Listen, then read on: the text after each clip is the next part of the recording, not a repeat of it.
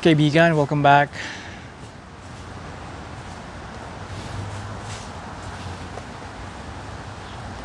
Yung yung kapitbahay just across yung kanto diyan sa kanan nyo, kaliwa ko ay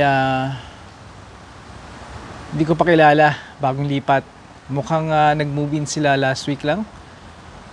Hindi ko pa nagkukuhang chance ng kausapin sila at welcome dito sa aming neighborhood.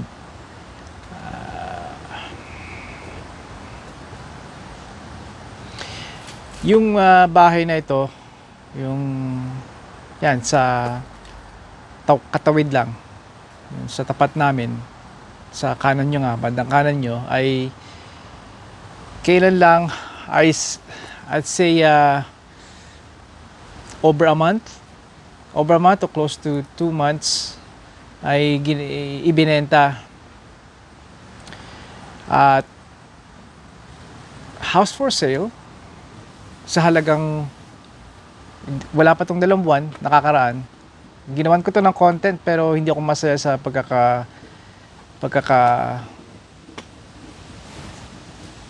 pagkakagawa ko ng video kasi humaba na naman 1 oras. Bago naman tayo humaba, binenta nga wala pang 2 months ago, ibinenta sa halagang inilagay sa market. Sa halagang 1.4 million. At nagulat kami kasi itong mga kapitbahay namin ay chine-check din kung may binebenta dito, chine-check nila sa website. Nakikita naman yan kung magkano. Ay binigay sa akin yung link ng kapitbahay at nakita ko nga 1.4. At after 2 weeks na nasa market ay ibinaba nila yung presyo. 2-3 weeks na nasa market, binaba nila ang presyo sa halagang from 1.4 million naging 1 million na lang. 1 million and some change. 1 million and some change. Hindi pa rin mabenta. Kaya ang ginawa ng may-ari, tinanggal na sa market at ngayon ay pinaupahan muli. Nung binili niya yan, hindi ilang taon lang na, 2 taon lang yata nung binili niya. Hindi ko matandaan ang eksaktong taon nung nabenta niya yan, na nabili niya. Kaibigan ko kasi yung lumang may-ari nito ng bahay na yan. At nung bago na nagmay-ari, pinaupahan niya yan. Okay naman yung mga nangungupahan. At nung natapos yung lease nila, ay ito nga, nakita na namin nasa market. Kaibigan, 1.4 million ang asking nila nung umpisa. At ngayon, after 3 weeks na hindi nabebenta, open house, wala masyadong tumitingin. At sa pagmamasid namin, o ako, napapansin ko, yung mga tao na bumisita para tingnan ng bahay, open house, ay hindi nagtatagal. Parang in and out lang kaagad. At iba ko mga kapitbahay, curious kung anong mga improvements niya dahil nire-renovate to. Ito talaga yung pag-ali ng kaibigan ko na wala talaga siyang renovation diyang ginawa pero maayos, isa sa pinakamaayos na bahay. Tuyo lagi ang basement niyan, maganda. Dahil isa yan sa mga modelo nung ginawa nung 60s. Ay pinapaupahan niyan kaibigan. Ang halaga ng upa ay sa taas, I believe, 2,900. Kaibigan, 2,900 sa main floor. Bumaba na ng konti nung last year at mga 2 years ago. Ay bumaba siya. Yung basement naman ay 2,100. Bumaba din siya. I believe, nung una, 1 or 2 years ago, ay ang basement, ang main floor niyan ay nasa mahigit 3,000. At yung basement naman ay yun ang alam ko, 2,600 ang basement. 2,600 ang basement dahil naging kaibigan ko ang young couple na in their 30s nangupahan dyan. At Naalala ko na nagfi-fix ako ng isa sa mga sakyan namin na lumapit siya sa akin. Yung babae, yung wife. I don't know if I don't know kung kasal sila, I doubt. Pero lumapit sa akin yung babae, sinabi niya sa akin, Lenny, may nakita kaming bahay. I don't know kung saan bahay. I'm sure hindi ito sa Kalakhan, Toronto. Hindi sa Toronto o hindi sa GTA o Kalakhan, Toronto. May kalayuan dahil yung nga nahirapan sila dahil maghanap ng dahil lahat nga dito matataas ang mga presyo. At I congratulate them and natutuwa ako sa kanila. She's very excited na sabihin sa akin. At mabait yung couple na yun. Mabait yung couple na yun. I remember, meron silang aso. I believe yung aso nila pinangalan ng Oval. Nakuha nila ng tuta pa at akala ko makikita kong lumaki yung aso dito sa neighborhood na to. Pero ayun nga, tutuwa ako at may mga ganun pa rin couple nagsisikap at na I hope they're doing well kung saan man sila ngayon. Yung lalaki, I don't know kung anong trabaho ng babae, she mentioned to me parang hindi ko na matandaan, pero yung lalaki ay nasa construction, he's a tradesman. Not sure kung may sarili siyang business, pero I think he works for someone or for isang kumpanya. Ang bill, paano ang bill, I believe hati sila. 3/4 ay sa kanila. Ang magbubuhat ng 3/4 na kabuuan ng bill. Tubig, kuryente, heat, ganon. I don't like that kind of setup or kind of agreement, di ba? Yung ganun either ibigay mo sa akin lahat ng bill or ikaw magbayad ng bill. Pag-usapan natin kung paano i-adjust sa monthly, di ba? Pero alam ko yung couple na naging kaibigan ko, alam ko na silang gumagawa ng yard. Sila nagtatabas ng damo at alam kong pag ganun ng kasunduan ay may bawas ng konti yung upa. At least babawasin mo dahil hindi na kailangan ng landlord na mag-cut ng damo dahil kung hindi mo i-cut ang damo dito sobrang haba, pwede kang i-report sa town at ang town ay pwede kang matikitan at nangyayari niyan kung mahaba ang damo, halimbawa mahaba ang damo namin o mahaba ang damo nila, pag may nag-report, puntahan ng town niyan, iimbestigahan. They'll take proof, they'll try to take pictures. They will take pictures for sure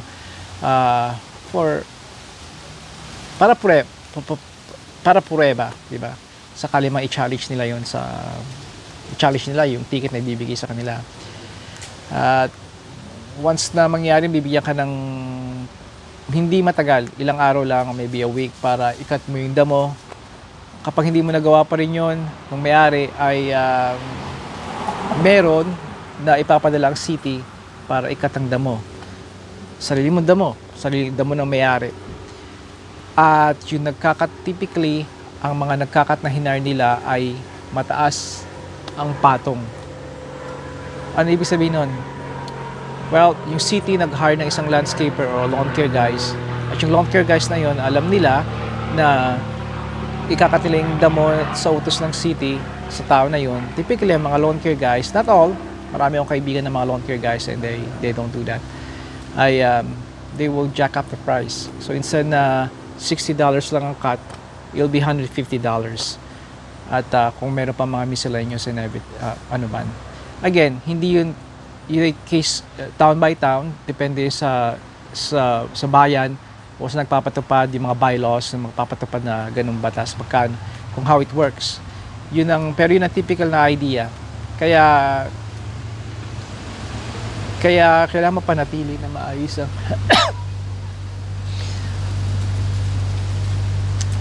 maayos ang harap ng bahay o kapaligiran ng bahay, especially yung harap ng bahay. Yun lang ang gusto kong ibanggit sa inyo at hindi ko na ito i-cover, alam ko masyadong maliwanag. Nakinig nyo ba yung ingay? I hope nakukuha ninyo.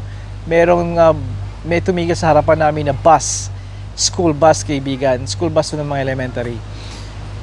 Isa sa mga school dito at dito ay marami ang public at marami ng Catholic school. Ang mga anak ko ay pumasok at mga nakapagtapos sa Catholic school.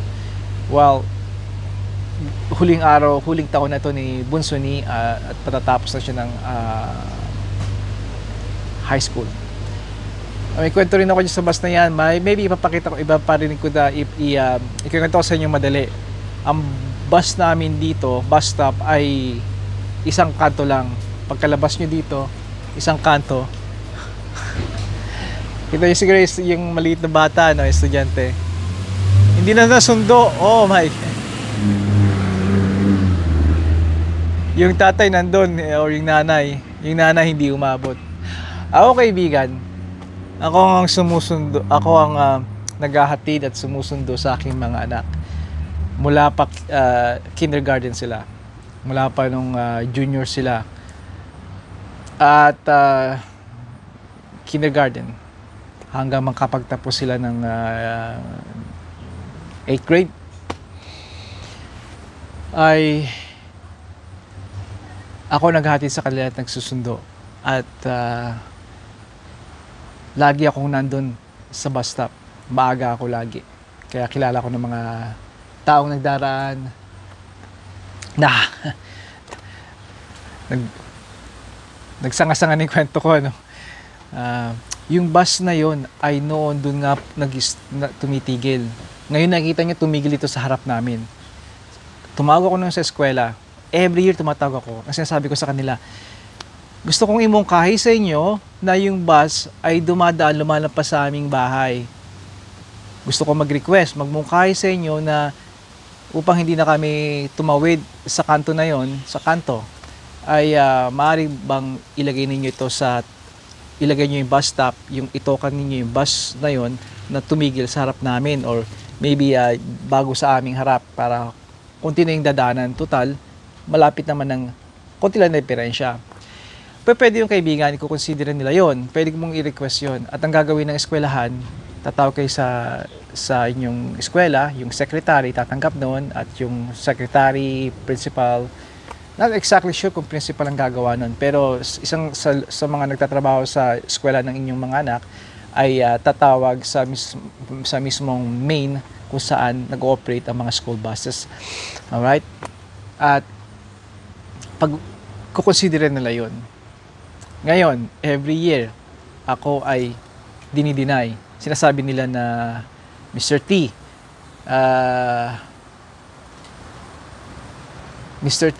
sabi nila, nileksyonan pa nga nila ako, ang sabi nila ay, alam niyo ba, Mr. T, na mayroong mga bata na naglalakad pa ng napakalayo ng ilang bloke para lang makarating sa bus?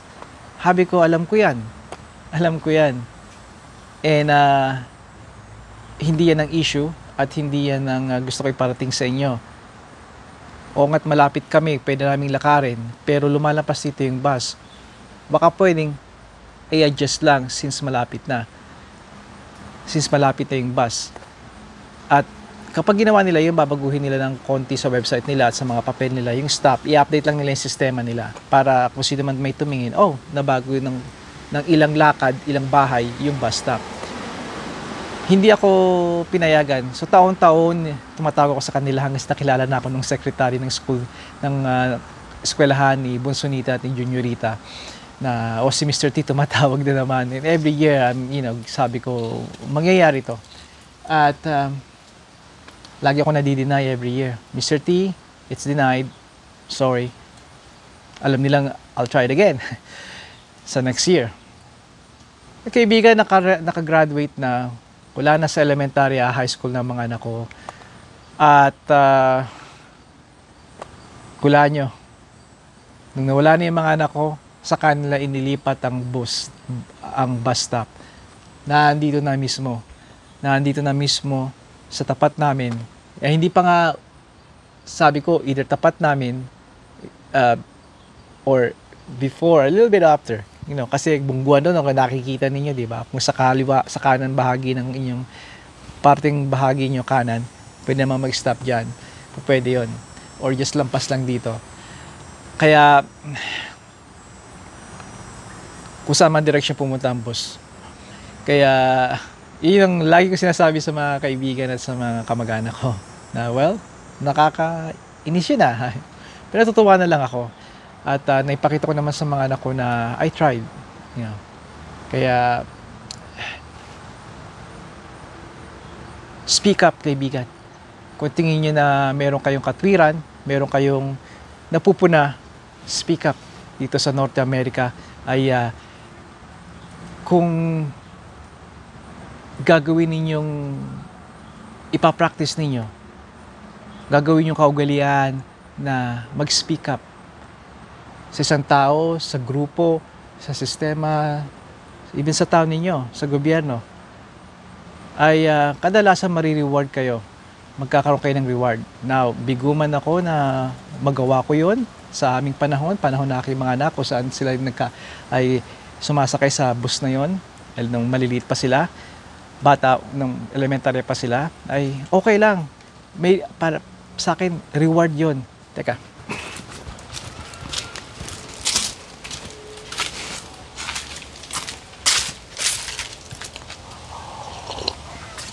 Mainit pa. Kalimutan ko na to eh. Reward yun, kaibigan. Reward para sa akin. Dahil nakita ng mga anak ko kung paano ako mag-speak up. Alam nyo na maliliit pa yung mga anak ko. Lagi ko sinasabi sa kanila, speak up. Speak up. Kapag may sasabihin kayo, maliwanag, malakas at maliwanag, at clear ang inyong boses, ang inyong paliwanag. Dahil ako, kaibigan, nung maliit pa, kung napapansin nyo sa mga huling video ko, nauutal ako sa mga argumento na hindi ako magaling sa argumento. Kaya nung kabataan ko, kapag I find myself in an argument, especially sa lalaki, sa mga grupo, I don't care, I just well, masama yun. Masama yung sabihin ko na hindi ko na itutuloy. Pero, kaibigan, speak up dito.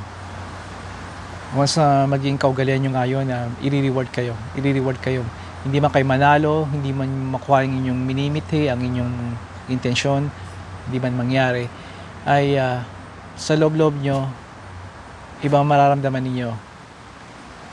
Pakiramdam nyo panalo pa rin kayo. At minsan hindi naman about panalo yun eh. Minsan makita at marinig kayo. Minsan yun lang talaga ang importante. Yun ang mahalaga. Kaya, well, mukha na cover ko yung bahay na yon. Binenta, 1.4. Hindi na benta after 3 weeks. Medyo nilalangaw. Binaba nila ng mahigit 1 million lang ang binebenta. Hindi pa rin after few weeks. Ang ginawa ng may-ari, inalis sa market at inanunsyo na pinapaupahan. Sa main floor, I believe may nangungupahan na, hindi pa lang nagmumubin. Or at siguro hindi pa talaga nagmumubin ng maraming gamit, pero nakita ko na sila nagbubukas ng pinto.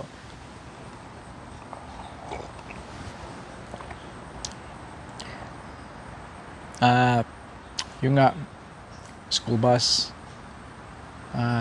Well, kaibigan, ngayon ay Thursday. Pinakamataas namin temperatura ay 26, mga parang 25, 26. Pinakamababa, 14. Mamaya mo yung mararamdaman mga gabi. At heto na, taas, baba ang temperatura. Kakaroon pa kami ng mga mainit na panahon, pero kadalasan na nito ay komportable na.